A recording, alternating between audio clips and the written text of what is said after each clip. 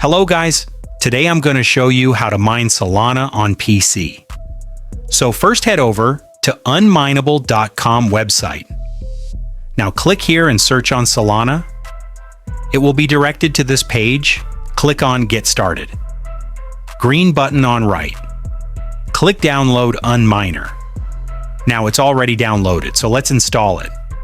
Click on Just for Me. Next install, wait for the installation to be completed, and just launch Unminer.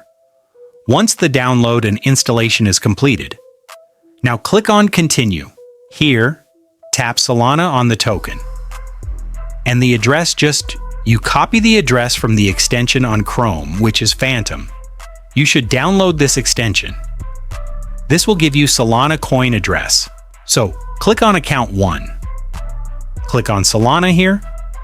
Copy the address. Now get back to the Unminer. Paste it and click on Start.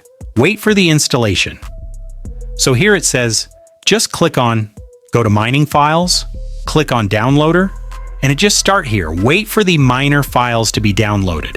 Click on Close, and then once it's done, click on Close again, and then click on Close, and then here. Click on Start, and you will see the result here. So that's it. If you like this video, don't forget to like and subscribe.